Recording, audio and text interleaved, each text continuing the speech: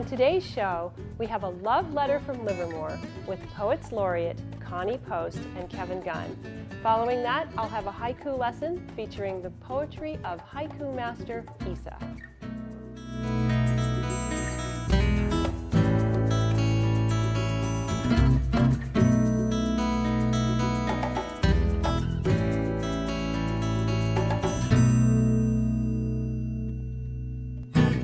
Hello, I'm Erica Goss, and this is Word to Word. Today I have two very special guests, Kevin Gunn and Connie Post. Welcome. Thank you, Erica. It's wonderful to have you here. Now, Connie Post is the Poet Laureate Emerita of Livermore. Yep. She served from 2005 to 2009, and she was the first Poet Laureate. Kevin Gunn is the current Poet Laureate, and he is number 3. And it just so happens that Connie and Kevin are married. So I'm very happy to have you two on the show. And I think that this is a first. I don't know of any other Poets Laureate of the same town who are also married to each other. I'm pretty sure that's a first. I think you're correct. Yeah, pretty sure that's a first. So I'd like to start with you, Connie. I'd like you to tell me about your major accomplishments as the first Poet Laureate. And when you started, basically it was a raw canvas. Right. It was something you created from scratch. So tell me what your first thought was. My first thought was it was to... great to have a blank canvas because I can, create new things with no other precedent. But then it was also a lot of development and a lot of startup work. But my first thought was that I really wanted to capitalize on something that was unique to Livermore. Mm-hmm. And as some people may or may not know, Livermore has a lot of wineries. So the first thought I think came up with just popped into my head was wine and words. I thought it would be really neat to do something with combining words and wineries. So I set up a series called Wine and Words at one of the local wineries that was willing to host it. Mm-hmm. And then and it was very successful. I had great, wonderful poets out, and it took time to build the audience, but that happened pretty soon. And then secondly, I also set up a series called Ravenswood, which is in a beautiful historic site, has more grapes and orchards out in the front. And I wanted to put Livermore on the poetry map for having a really nice venue with a really nice series and have notable poets come out. And so it took a lot of work, but I was really happy to have started the series. Mm-hmm. And they continue to this. Ravenswood actually continues to this day.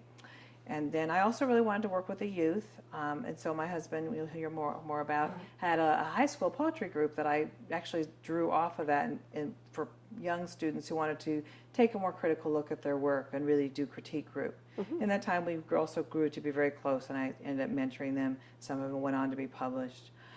The unexpected thing I ended up doing was that in the 4 years that I was Poet Laureate at Livermore, the town was going through a very big restructuring and metamorphosis. They redid the whole downtown.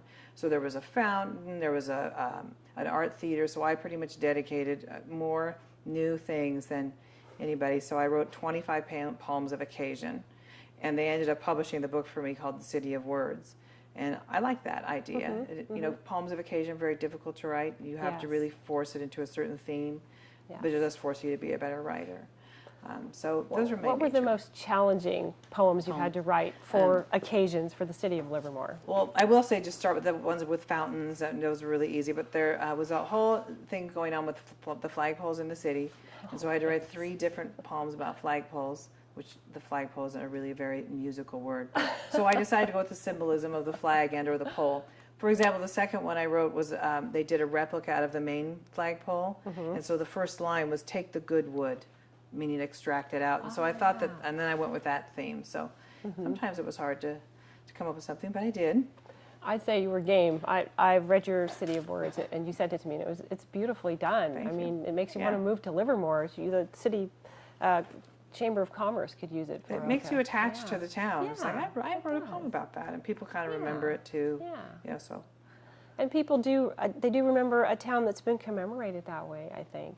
It makes a difference to the people who live there. Well, actually, with one of the poems I did for an amphitheater outside the big Bankhead Theater, a person came up to me and said, we should really make a plaque out of that poem. And so actually there's a bronzed plaque outside the amphitheater there with one of the poems called Water Over Stone. Oh, that's wonderful. So what poet doesn't want to be plaquerized? Oh, yes. It's kind of a lifelong dream. Yeah. Yes, it's definitely a lifelong dream. Yeah. Well, Connie, you did a lot of things when you were Poet Laureate.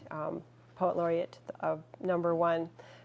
Kevin, you are the 3rd Poet Laureate And I'd really like to know about your plans, because I know that you'll be continuing some of the programs that Connie started, but you have your own ideas. Right. And so tell us about those. Well, when I was interviewing for the position, they asked me what I wanted my legacy to be, and I mentioned that I wanted to really emphasize youth poetry in Livermore.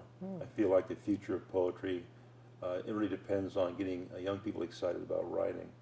And so that was going to be a big point of emphasis in my 4 years. And so I'm started something called Teen Poet of the Month, and we come up with some themes for different months, and have a website for students to submit their poems, and then we pick a winning poem each month. And the local paper has been good enough to publish the winning Teen Poet of the Month, and I think we've had 3 so far. The local paper is The Independent, and the poet who was published, the December Teen Poet of the Month, was a student named Adam Lamb, and this is his poem. So I think our first 3 themes were Facebook, gratitude, and relationships, and the current theme is on bullying, which I think is a pretty relevant and important topic. Yes, it is, especially for high school students, and with the whole social media component now that is added to that. Kevin, what other plans did you have? I know you had some youth readings that you wanted to implement. We started an open mic series of poetry reading at a beautiful venue in Livermore called Alden Lane Nursery. And it's an outdoor venue, so I envision that to be more of a spring and summertime venue.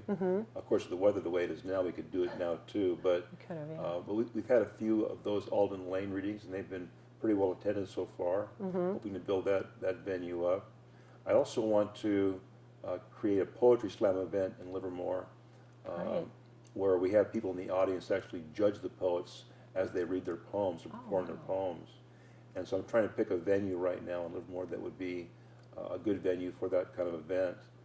But I've been to a few poetry slams in Berkeley that the crowd's gotten very involved. And I think it's a pretty exciting event and would really appeal to college-age students and high school students in particular. And I think it would help the fact that we have a junior college in Livermore that might excite some students to be a part of that event. Well, it's really encouraging for me to hear, Kevin, that you're so passionate about involving the youth in poetry, because we know that that's really the future of the art form. And if young people and students are encouraged to share their voices in an appreciative audience, the chances are that they'll go on to write more, and you know that they will be appreciative audiences for poets and poetry. So I think that's great that you're doing that. Well, I've had a poetry club at school where I teach for about the last 20 years, so a lot of my experience is working with poets in the high school. And you teach at? Livermore High School. Livermore High School, and you've taught there for how long? 39 years. Wow, that's wonderful. Yes. So all of these things are part of the things that are going on in Livermore, for the two of you have started and continue each other's work. I would like to talk a little bit about the fact that you're a married couple, you're both poets, and you both have held this position of Poet Laureate. How do you guys have time to do the work of poetry when there are so many things pulling you away from that? And how do you have time for your relationship?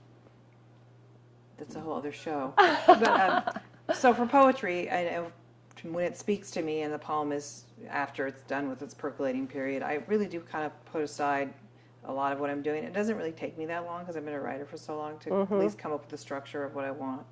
So I will not say that it hasn't affected, when I'm planning readings and doing other things, hasn't affected it, but really when it's time, I do definitely make the time to write. Right. So, and it affects our marriage in a good way, and sometimes there's a little stress because I founded Ravenswood and he's running it, so sometimes I tend to be a little like, well, we should, kind of directing it from the background. You become emotionally attached to the series that you start. Oh, certainly. And so I've had to kind of strike that balance of, the line of, planning the background, but letting it be his series. Right, right. And she's helped me quite a bit with that and getting the advertising for the events out, particularly about Ravenswood, which is such a good event that she established. But as far as my own writing is concerned, I always feel better when I'm writing, so at times when I haven't written for a while, like I've kind of had a dry spell, I try to force myself to start thinking of interesting subjects that I want to write about and just start writing to get the process going. And then eventually figure out what I want to write and try how I want to say it, so I can get the poem right. So I think what I'm hearing is that even though you're both very busy, the poetry still takes a priority. When it's time to write the poem, Yeah. everything else Yes.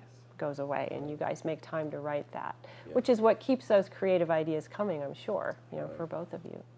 Now, can you tell me how you met? Because I know that poetry is what brought you together, and poetry continues to be a really important part of your relationship and both your lives. Well, we met at a poetry event in Pleasanton. Charlene Valilla, now deceased, but she was the Poet Laureate of Pleasanton. She was doing a poetry event, and I was recently single, and Kevin was single for a long time. And I actually used to see Kevin at poetry events prior, and think, wow, he's still single, So I asked him out, and because I just really always had kind of thought he was attractive and cute, and I asked him out, and we kind of went out as friends to start with. And our first date, he took me to his place and played piano, Band with the opera music, and so I was sold, and it took him a while longer, 4.5 years to be exact, to decide that he wanted to get But who's married. counting, right? Yes, but who's counting? But we met through poetry. It's a connection for us. We've gone to critique Yeah. groups together. Yeah. We go to readings together. I run a series in Benicia, near the Benicia area in Crockett, and he comes to that as part of that audience. So it's definitely a bond for us. Yeah, it has been a pretty strong bond, and we like to, bounce ideas off each other and poems that we're working on to get advice from each other, and that's a big part of that too. Now, I think from our conversation, Kevin, you had been in critique groups before, and Connie had published her poetry more. So those were two areas where each of you had a strength, and you were able to help the other person. I think so. Yeah, with- she was such a good instinctive writer that she didn't really need critique groups to write excellent poetry. I had been involved in some critique groups, one called Crystal Writers, with a lot of experienced poets that gave me a lot of good advice and helped me strengthen the poems that I was working on. And so whenever she would show me a poem that she was working on, I would offer her some advice. It kind of came from my critique group background, and wasn't always accepted, but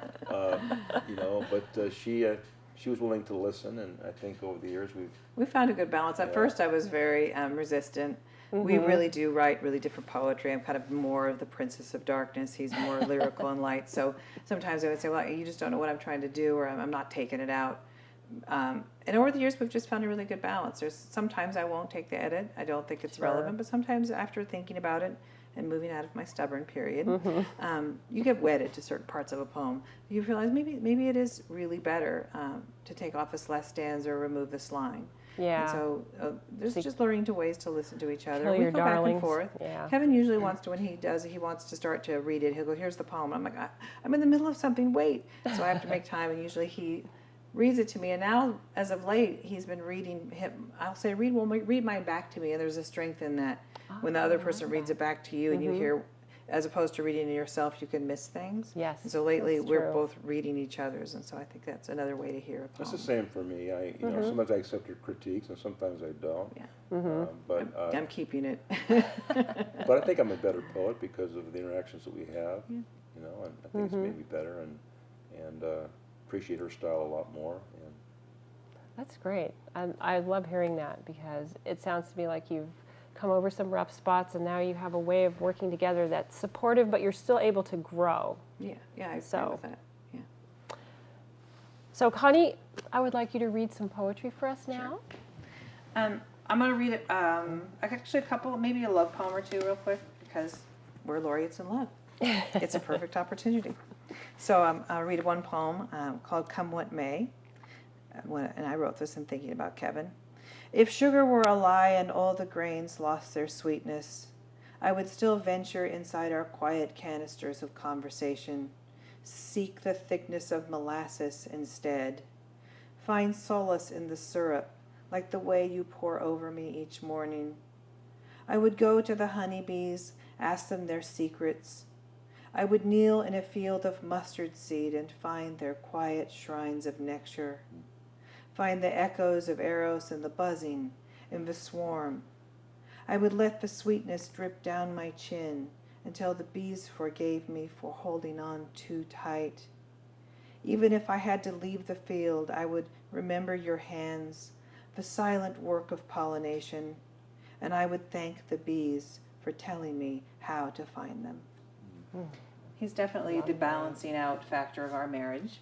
I'm a highly emotional Italian. I'll leave it at that. You can do the rest of the math backwards. Sounds like a good balance. It is a good balance. I'm going to read one or two short poems from my newest book, Floodwater, which is from Glass Lyre Press. Incantation. There is an old church at the end of a dirt road inside each of us. Even if we never prayed, never believed in God, we found places to kneel when no one else is looking. Found a way to open the heavy door, to look inside and at least wonder who built the altar. We have folded our hands quietly while the field beside us has burned. We have said grace while our bones break. After we walk over the sacrament of a gravel path, we may even pause, look up at the trees and remember why they took a vow of silence. Once every winter, we may leave the house before anyone is awake, step carefully across the burnt offerings of dawn, meander across a field with too much undergrowth, and finally remember why we have forgotten how to genuflect in the stillness. Oh, wow. I'll That is just lovely. peruse through for a quick one. When thinking about art and poetry, I wrote a poem about a moon hanging low into the sky over an ocean, and I wrote this poem, Low Tide. You dropped this moon so suddenly, so many years ago, and left it this way. I pass by on occasional autumns when there is nothing left of me. I try to understand why you never saw the large cracks in the sky, the way the salt blue sea bears down on itself. You say it's the ocean's fault. Tell me often how it stole gravity from you, but I am standing here with sand pouring out of my mouth, putting myself under these rocks, trying to make you understand. This is the first moon I ever loved. Thank you, Connie. Those are so beautiful. And Connie, can you please hand me your book? These poems, some of them came from this wonderful collection. It's Connie's first full-length collection.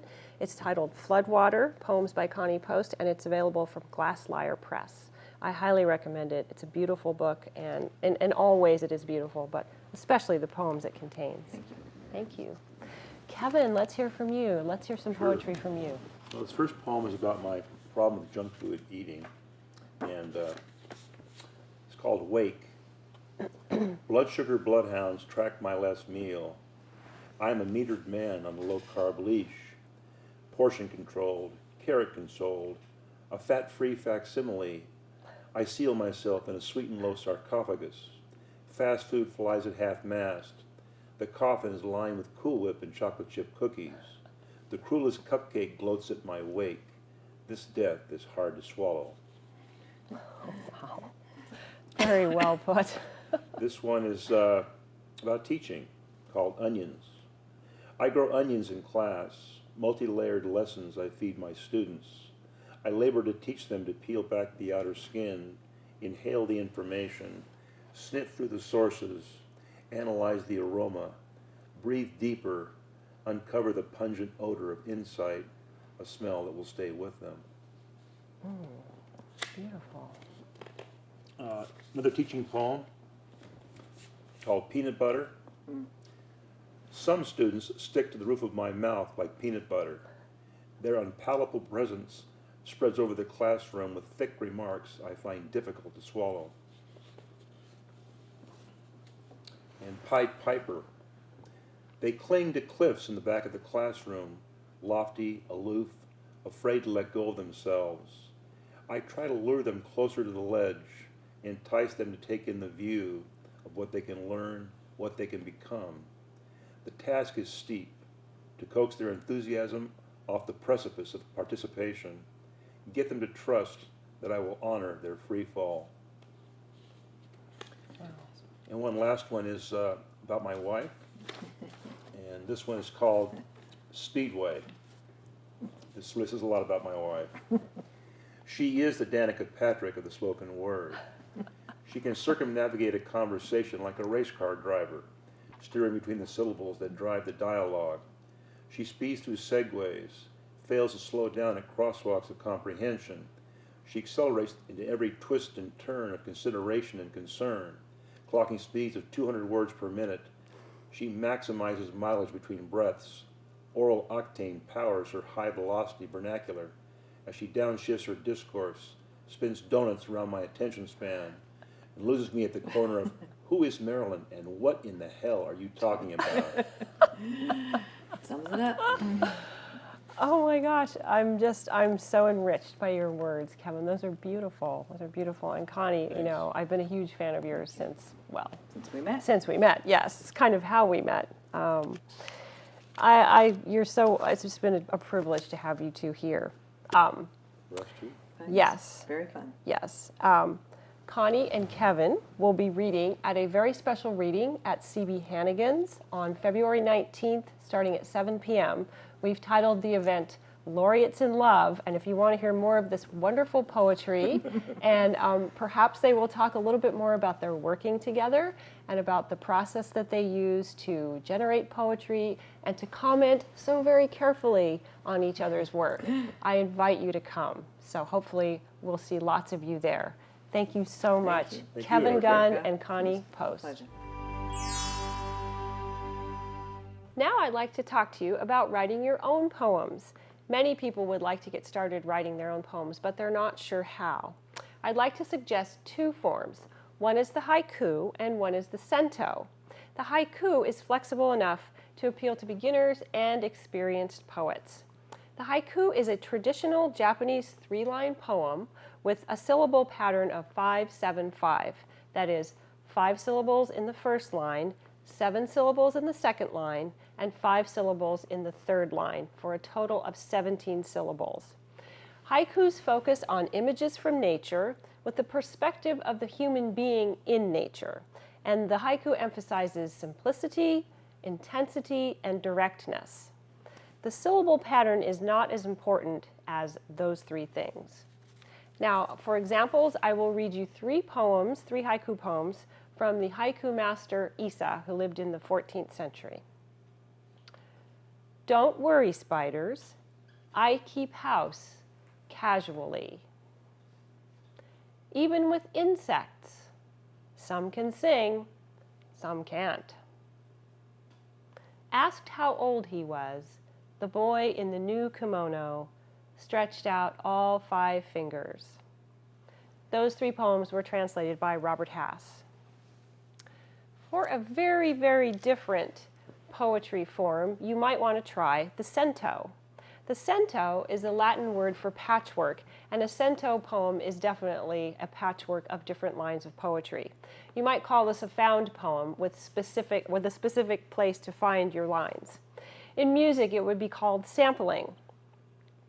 In order to get a really good description of how to write a cento, I'd like to recommend Wingbeats, Exercises and Practices in Poetry. This is a book from Dos Gatos Press that's edited by Scott Wigerman and David Meishin, and it has wonderful, wonderful poetry writing prompts.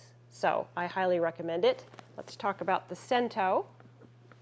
In order to write a cento, you want to find a source. So you want to find a book of poetry or poems that particularly appeal to you. That's step number 1. Step number 2, read the collections carefully. Read them cover to cover. Read them backwards and forwards until you start to feel the new poem emerging from all of the poetry you've just read. Number 3, when you write your poem, you must keep track of the lines from those poems. That's really important because you will lose track if you don't write those down. Number 4, keep reading, read it over and over again. And then number 5, when you have your lines, what you want to do is start arranging those lines as they form a poem. They will get more and more, you will get more and more familiar with the story that's emerging from those poems, from those lines of poetry.